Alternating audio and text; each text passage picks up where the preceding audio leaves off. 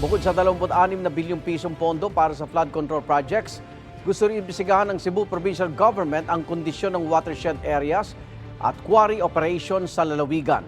Sa bayan ng Compostela, nanawagan ng hustisya ang mga residente na labis na pinadapa ng Bagyong Tino.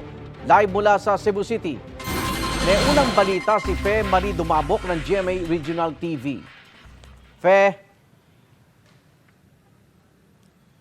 Igan, patuloy ang paghihinagpis ng mga pamilyang naghahanap ng nawawalan nilang mga kaanak dahil sa bahang naranasan sa kanilang barangay sa bayan ng Compostela sa Cebu.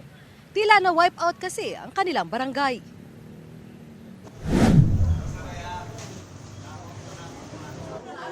Nabalot ng lungkot ang barangay Tamyaw sa bayan ng Compostela sa Cebu matapos masawi ang 12 tao roon dahil sa pananalasa ng Bagyong Tino.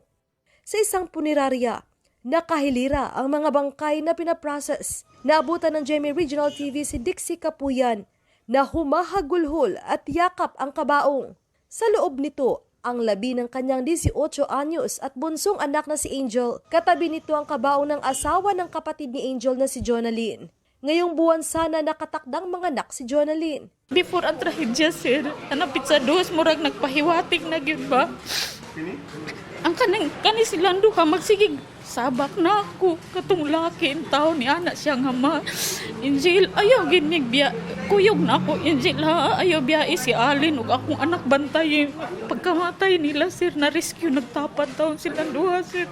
Kahapon natagpuan ang bangkay ng kanyang panganay na anak na si Kyle na asawa ni Jonalyn. Kaya't ganun na lang ang paghihinagpis ng ina. Nasa trabaho raw siya nang mangyari ang malawakang baha sa barangay. Ang pangalawang anak ni Dixie na si Ashley Chanel ang nag-iisang nakaligtas sa insidente. Kwento niya, umakyat sila sa isang bahay at akala nila ay ligtas na silang lahat. Nang rumagasa ang baha, natangay raw ang mga wing van at nahulog sila sa tubig. Pagkatagak na ako, di ba dyan ko kay ba mo lang mo istorya. Ako manghod ka mauyot ta to siya. Kay nakakupot makog baboy nga patay. Muraghimo na kong salbabida, makupta na unta na ako kung manghod pero nabuyan ako. Kay nalumos ko, kay di ko kamamlangoy. Swerte lang ko kay akong buhok na sangit sa dakong kawayan moong napataas ko. Makaingon ko sa kuno. Naiubang lapses siguro, sir, kay ni Evan. Before unta sa trahedya, wala man gi-announce daw nga to, sir, nga pabakwiton. Uy, dapat ba na magsirin? Wala. Sa kabuuan, nasa 25 individual ang nasawi sa bayan ng Compostela. Kabilang ang anak ni Betty Bataluna na si Olivia na nooy nagtatrabaho sa isang manukan. Nabunog siya na say kuan nga siyang naong yan sama daghan kay siya samad. Sa barangay Tamyaw, halos na wipe out ang mga bahay. Inanod ang 3 wing van na dumagan sa mga bahay sa lugar. Nasaksihan din daw ng mga tao ang inanod ng mga residente na humihingi pa ng tulong. May isang tao na yumakap sa puno ng niyog. Nanay nang ano rin mga balay nang tabang nang langoy digto muna nga kinsa may nga mutabang sad nila nga maglisod sa may kilaw makain tubig. Ayon sa kapitan, may 12 tao pa ang pinaghahanap. Nagrekorida nami, nag-preemptive evacuation nami. In fact, usagalian ang nga missing ron dihan istorya gina namo nga bakwit na lang mo. Isa ang bahay ni Bugtay na tinangay ng baha. Nakaligtas ang kanyang pamilya, subalit nasawi ang kanyang mga kapatid at pamangkin. Paniwala niya, baka ligtas pa ang kanyang kamag-anak kung napasama ang lugar sa flood control project. Putol ra nila kay ang sumpay anito araman didto sa unahan. Masipti gid ang among bahay nga ri.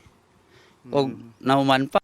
Nananawagan ang hustisya para sa mga namatay at sa lahat ng biktima ng baha si Cebu Governor Pamela Baricuatro. Kailangang maimbestigahan kung saan napunta ang 26 billion pesos na pondo para sa flood control project sa iba't ibang parte ng probinsya ng Cebu simula 2022 hanggang ngayong taon, 2025. Ayon kay Baricuatro, ang matinding flash flood na kumitil sa mahigit 100 buhay at patuloy na paghahanap sa iba pa ay hindi lang dahil sa environment, kundi dahil na rin sa aniyay mga questionabling flood control projects.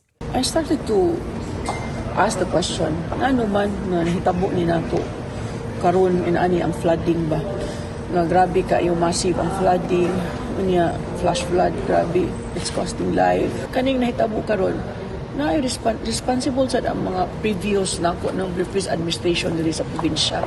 Ano ni Maliban sa flood control project, gustong maimbestigahan ng gobernador ang kondisyon ng Central Cebu Protected Landscape kung saan makikita ang mga watershed area.